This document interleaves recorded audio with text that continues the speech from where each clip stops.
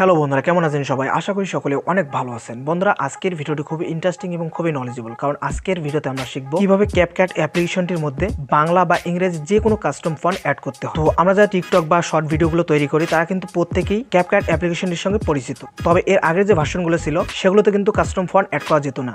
তো নতুন যে ভার্সনটি এসেছে এটাতে আপনারা চাইলে কাস্টম ফন্ট অ্যাড করতে পারবেন। তো কিভাবে অ্যাড করবেন ভিডিওতে আমি আপনাদের দেখাচ্ছি। আর এই ভার্সনটির ডাউনলোড লিঙ্ক আপনারা আমার টেলিগ্রাম চ্যানেলে পেয়ে যাবেন, আর টেলিগ্রাম চ্যানেল লিঙ্ক এই ভিডিও ডিসক্রিপশন বক্সে দেওয়া থাকবে। তো আপনারা অবশ্যই সেখানে জয়েন হয়ে নেবেন। তো বন্ধুরা, চলুন শুরু করি আজকের ভিডিও। ওকে বন্ধুরা, আপনি যদি ক্যাপকাট অ্যাপ্লিকেশনে বাংলা ইংরেজি যে কোনো কাস্টম ফন্ট চেঞ্জ করতে চান, এর জন্য আপনাকে এই ভিডিওটি সম্পূর্ণ দেখতে হবে। আর সর্বপ্রথম আপনাকে কিছু বাংলা ফন্ট ডাউনলোড করে নিতে হবে। আর বাংলা ফন্টগুলো কীভাবে ডাউনলোড করবেন এই নিয়ে ডেডিকেটেড আমাদের চ্যানেলে ভিডিও আপলোড করা আছে, আপনারা চাইলে দেখে আসতে পারেন। তো আমরা এখান থেকে ক্যাপকাট অ্যাপ্লিকেশনটি ওপেন করে নেব। তার আগে এটার ভার্সনটি আমি চেক করে নিচ্ছি।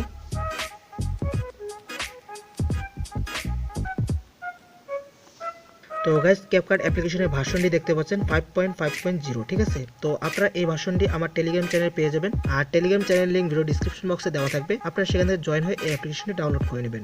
ডাউনলোড হয়ে গেলে আমরা এখান থেকে অ্যাপ্লিকেশনটি ওপেন করে নেব। অ্যাপ্লিকেশনটি ওপেন করার পর ঠিক এরকম একটি ইন্টারফেস চলে আসবে। তো আমরা এখান থেকে নিউ প্রজেক্ট একটি নিয়ে নেব।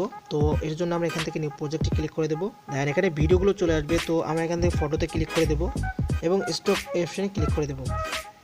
দেন এখান থেকে ব্ল্যাক একটি ব্যাকগ্রাউন্ড নিয়ে নিচ্ছি। এরপর নিচে অ্যাড অপশনে ক্লিক করে দেবো।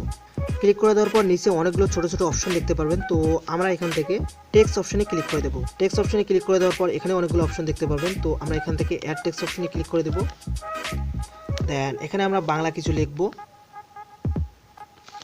অলরাইট, তো আমি এতটুকু লিখে নিলাম। এরপর আমরা এখান থেকে টিক মার্কে ক্লিক করে দেবো।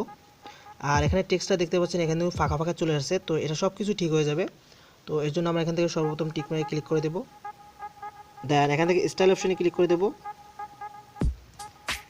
তো গাইস, দেখতে পাচ্ছেন এখানে অনেকগুলো ফন্ট পেয়ে যাবেন ডিফল্টে। তবে বাংলা ফন্ট এখানে পাবেন না। বাংলা ফন্ট অ্যাড করার জন্য বা যে কোনো ইংরেজি ফন্ট অ্যাড করার জন্য এর একটি প্লাসের আইকন দেখতে পাবেন। তো এখানে ক্লিক করে দিতে হবে।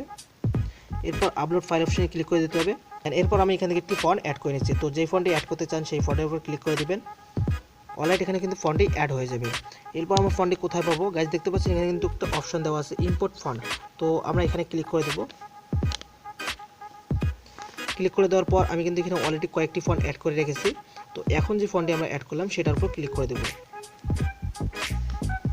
তো গাইস, দেখতে পাচ্ছেন এখানে কিন্তু আমাদের টেক্সটটি পরিবর্তন হয়ে গেছে, দেখতে পাচ্ছেন।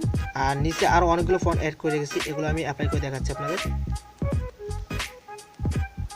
তো গাইস, দেখতে পাচ্ছেন আমাদের টেক্সটটা কিন্তু খুবই চমৎকারভাবে এটা যে স্টাইল সেটা কিন্তু পরিবর্তন হয়ে যাচ্ছে।